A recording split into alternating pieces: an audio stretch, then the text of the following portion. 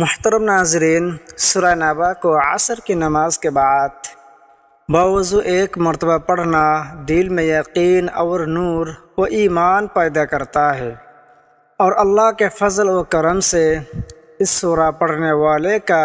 ईमान पर ख़त्मा होगा। सूरह नबा को असर की नमाज के बाद जो शख्स बावजू 3 मरतबा पढ़ेगा, अल्लाह ताला उसकी आँखों की रोशनी को बढ़ा देगा। दीगर किताबों में है कि अगर किसी की क़ुव्वत बसारत में कमी वाक़ई हो गई हो तो वो हर रोज़ कुरान पाक की इस सूरह की तिलावत किया करे। इंशाअल्लाह ताला उसकी आँखों की रोशनी में इजाफ़ा हो जाएगा। इसके अलावा इस सूरह को हर रोज़ पढ़ने से दीगर अमराज चश्म में भी इफ़ाक़ा होता है और अल्लाह ताला शफ़ा कामिला नसीब फरमाता है। أعوذ بالله من الشيطان الرجيم بسم الله الرحمن الرحيم عما يتساءلون عن النبأ العظيم الذي هم فيه مختلفون كلا سيعلمون ثم كلا سيعلمون ألم نجعل الأرض مهادا والجبال أوتادا وخلقناكم أزواجا وجعلنا نومكم سباتا وجعلنا الليل لباسا وجعلنا النهار معاشا وبنينا فوقكم 7 شدادا وجعلنا سراجا وهاجا وأنزلنا من المعصرات ماء ثجاجا لنخرج به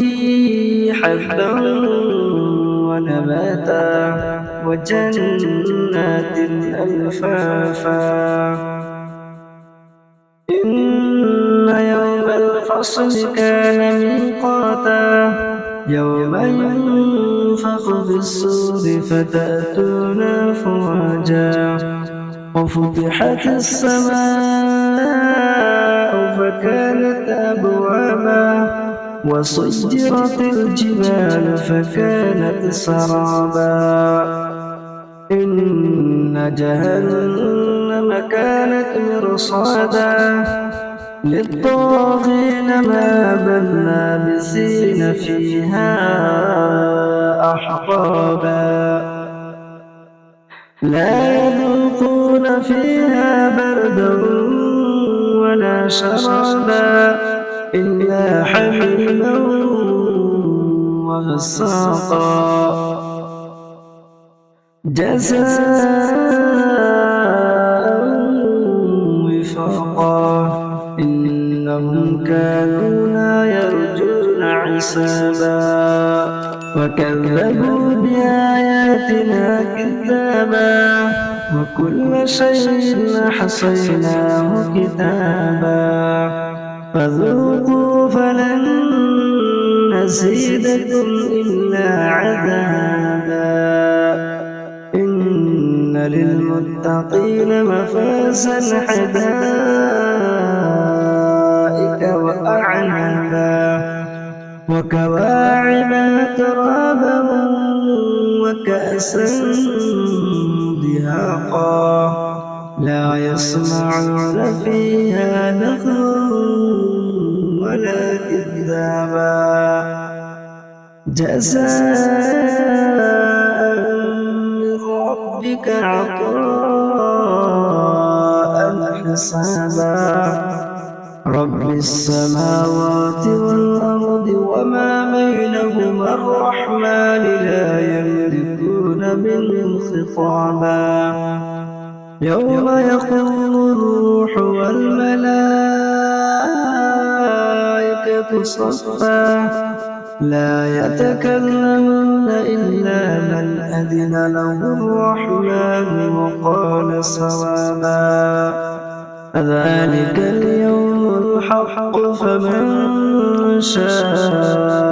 اتخذ إلى ربه مآبا إنا أنذرناكم عذابا قريبا